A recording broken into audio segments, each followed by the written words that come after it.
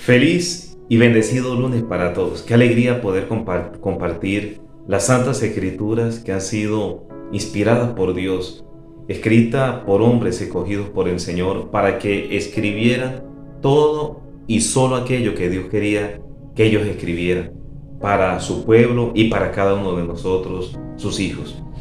Con mucha alegría nos disponemos preparando nuestra mente y nuestro corazón para escuchar las Santas Escrituras.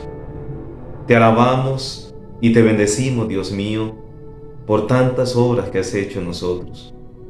Bendito y alabado seas, Señor, por tu amor, por tu gran misericordia y por quedarte con nosotros, Dios mío. Señor, te alabamos y te bendecimos. Bendito seas, Señor, por el pan de cada día. Alabado seas, Señor, por tantas bendiciones que nos has concedido. Alabado seas, Dios mío, por las personas que nos rodean. Alabado seas, mi Señor, por tanto amor, por tanta bondad y tanta misericordia. Bendito seas, Señor, por todo lo que has hecho en la humanidad y por la humanidad. Dios mío, bendito seas por todas las obras que nos rodean. Alabado seas, mi Señor. Te pedimos, Dios mío, que nos regales el don de entendimiento.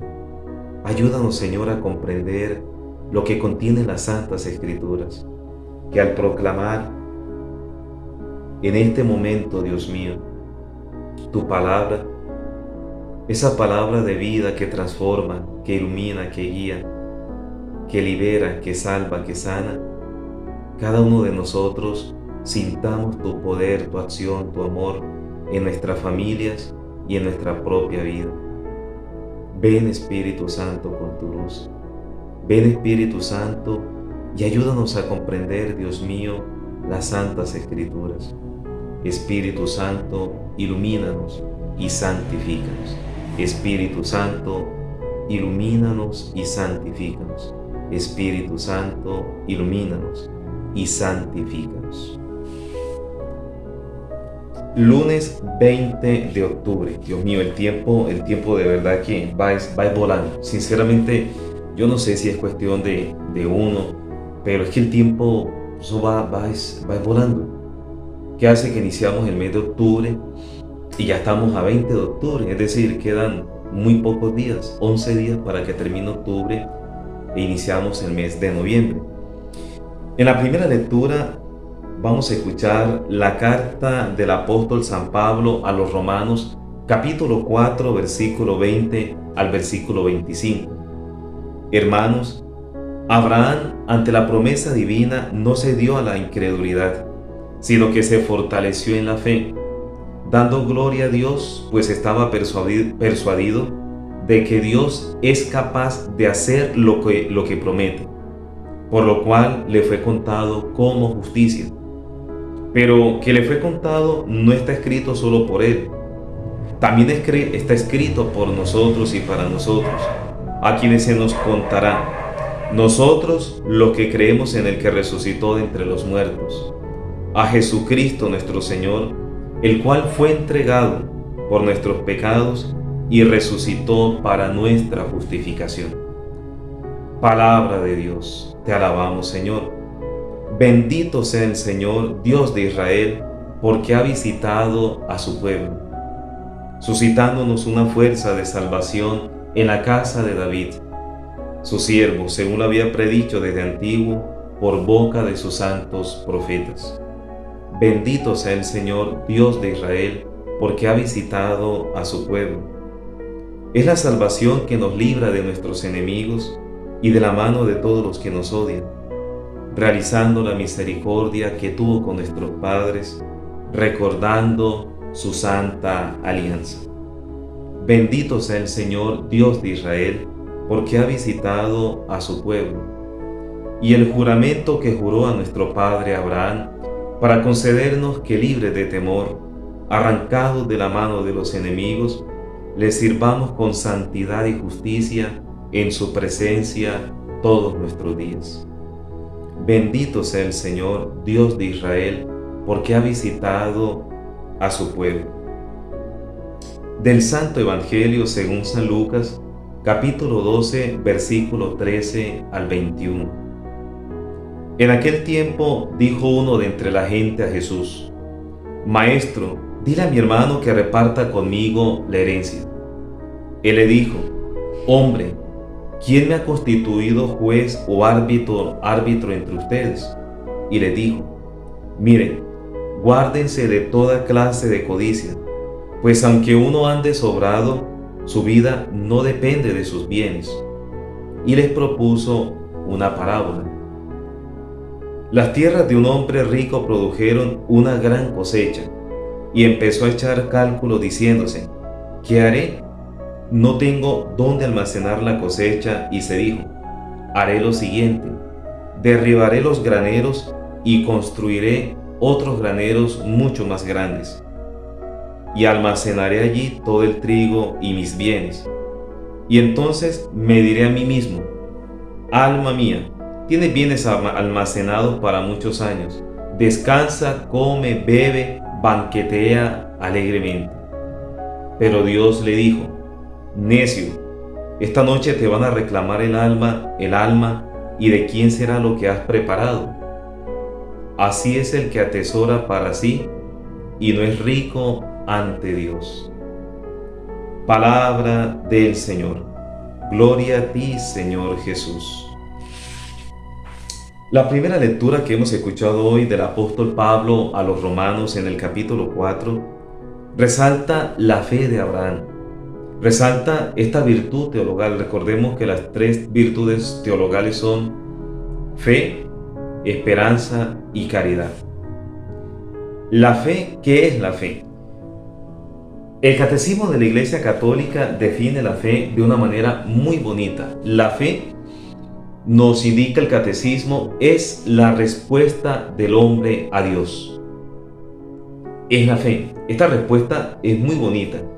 El Catecismo del Padre Astete, quienes tuvimos la oportunidad de formarnos en la catequesis a través de esta guía sobre catequesis, sobre los fundamentos de la vida cristiana, sobre la formación en la fe a través de la catequesis, recordemos que frente a la pregunta ¿qué era la fe?, el Catecismo del Padre Astete respondía: la fe es creer en lo que no se ve y la esperanza de lo que se espera.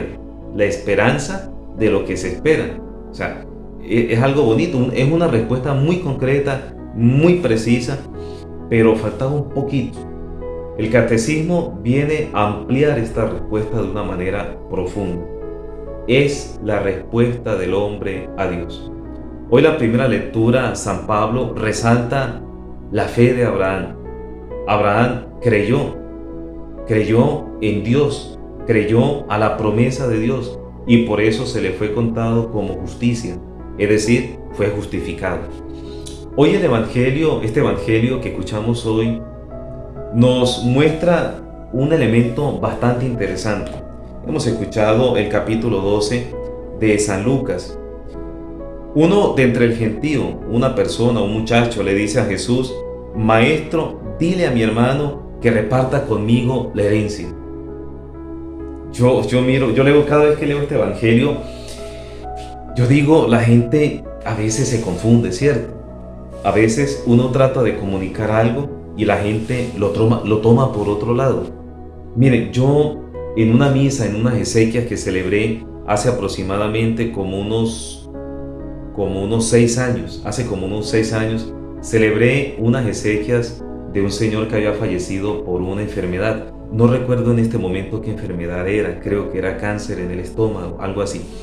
Y yo en esa misa dije que Dios se vale incluso de una enfermedad para que la persona se acerque a Él, y cómo la enfermedad te purifica, y además cómo la enfermedad te acerca a Dios. Eso dije en la homilía. Cuando terminó la misa, todo normal, o sea, yo no le vi lío, yo no le vi problema. Además, no dije nada que contradiga la doctrina cristiana y mucho menos que contradiga lo que Jesús de Nazaret nos vino a enseñar. Jesús dijo: el que quiera venir detrás de mí, que se niegue a sí mismo, tome su cruz y me siga. Y tomar la cruz es enfrentar las adversidades, Llevar la cruz o cargar la cruz es llevar con paciencia la enfermedad o las enfermedades físicas, psicológicas, emocionales, espirituales. No significa ser conformista, ¿no? No significa resignarnos, no. Porque si estamos enfermos, pues debemos buscar al médico, debemos ir al hospital, a la clínica, debemos hacernos exámenes y tomar el medicamento que nos mande los expertos en el tema, los especialistas.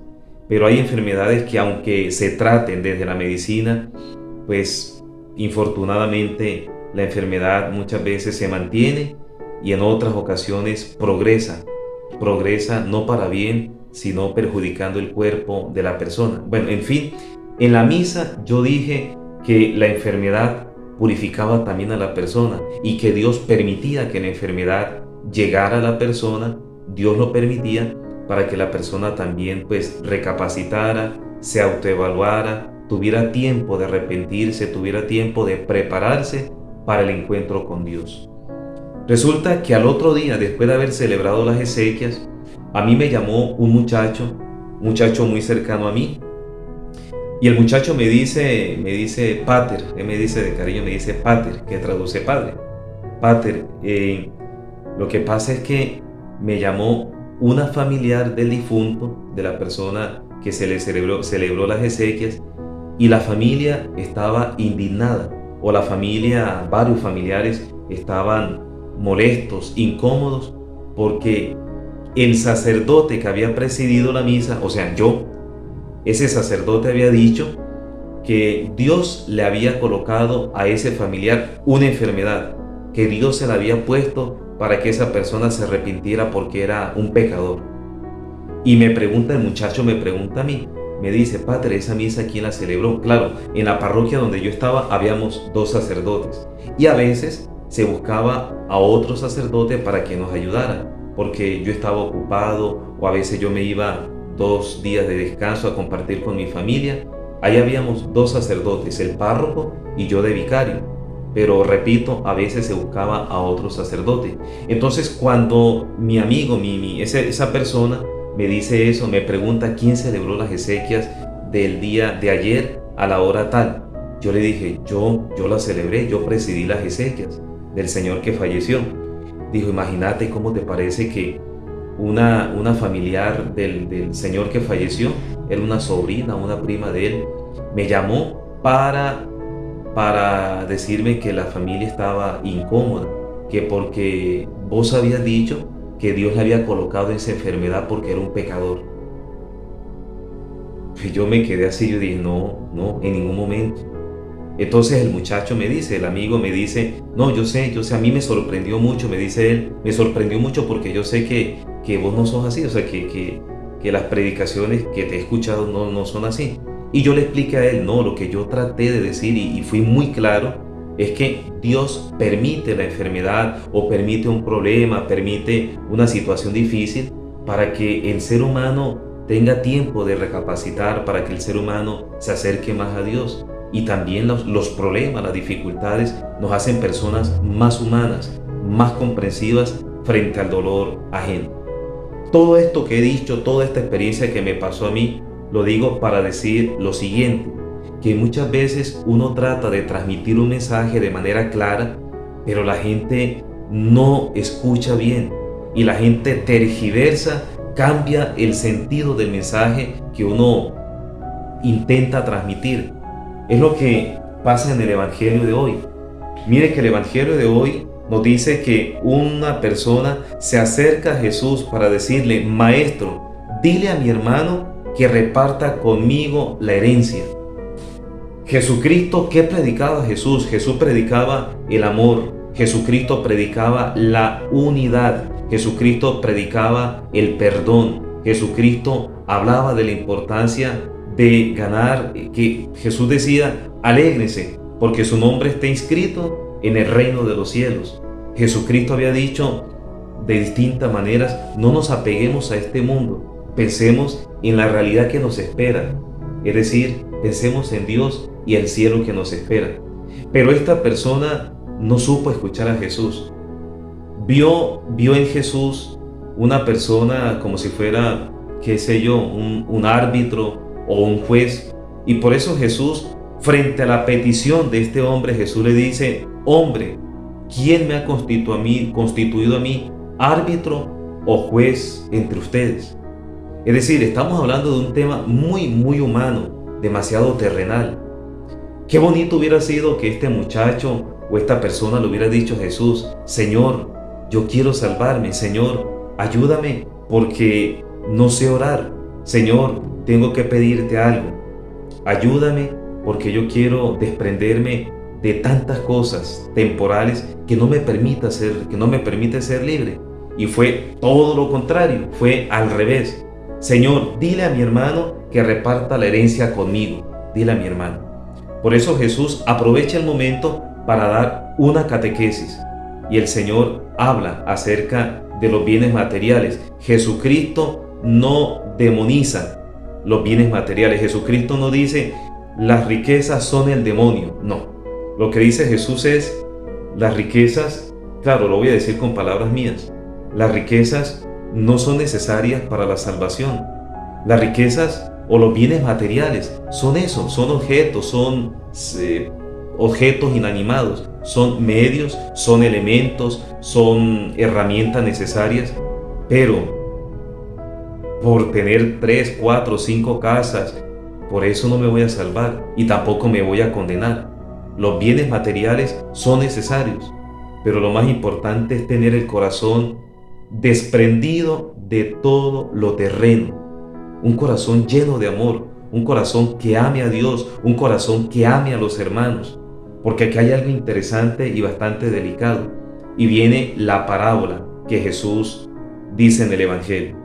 Jesús le comparte a él y a los que estaban, porque la parábola va dirigida a él, a los que estaban alrededor de él, pero también a cada uno de nosotros. Y la parábola presenta a un hombre rico, un hombre que tenía un granero y tenía tantas cosas, tanta cosecha, tantos granos que no había espacio para almacenar más granos y tampoco para colocar más bienes. Es decir, en este granero, este hombre guardaba no solamente los granos que había cosechado, sino otros bienes.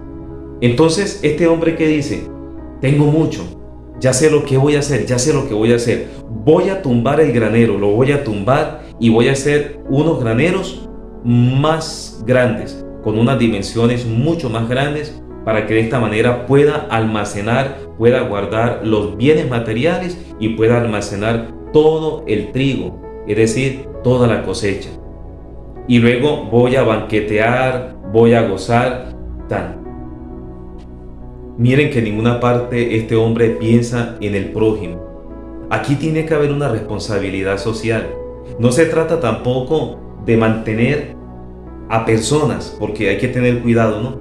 La gente se puede malacostumbrar y le podemos hacer, en vez de hacerle un bien a las personas, a una persona o a unas familias, le hacemos un mal, un retroceso, un ir para atrás. En vez de avanzar en el camino, lo que hacemos es un daño a la sociedad. Debemos hacer algo como hacía San Cayetano. Aquí en la parroquia donde ejerzo el ministerio, tenemos un patrono que es San Miguel Arcángel, el patrono de nuestra comunidad, y tenemos un titular que es San Cayetano. Y San Cayetano, a él mucha gente se le acerca a pedirle.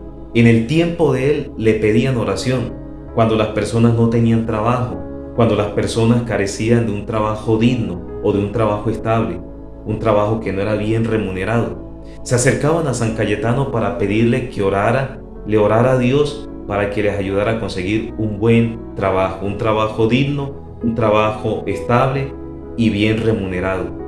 Y San Cayetano oraba, se arrodillaba, imploraba a Dios y se veía efectivamente los resultados. Hoy, muchos años después de la muerte de San Cayetano, muchas personas oran y piden la intercesión de San Cayetano.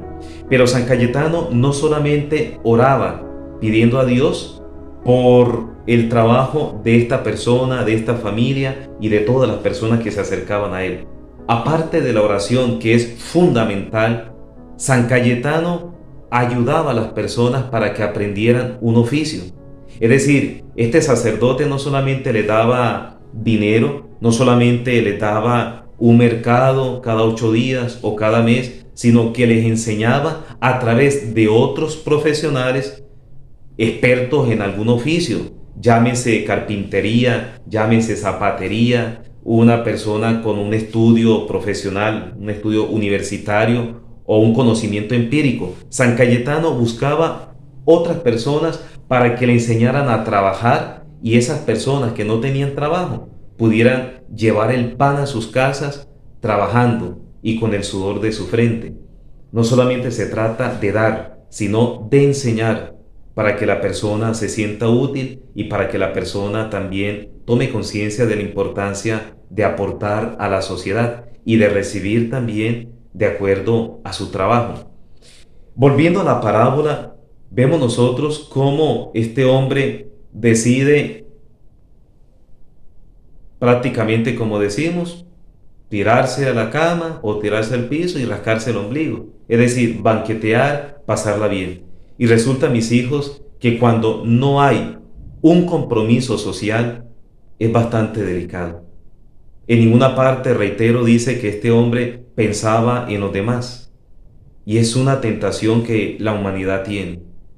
Cuando la persona entra en un estatus económico elevado, a veces hay una tendencia a olvidar al prójimo, aunque también ocurre la otra realidad. Cuando unas personas, y soy testigo de ello, he conocido personas que han avanzado en la parte financiera y son personas muy generosas, personas muy humildes, personas consagradas a Dios, que han aprendido a administrar y han aprendido a tener compromiso social, ayudando al prójimo, dándole la mano al que lo necesita.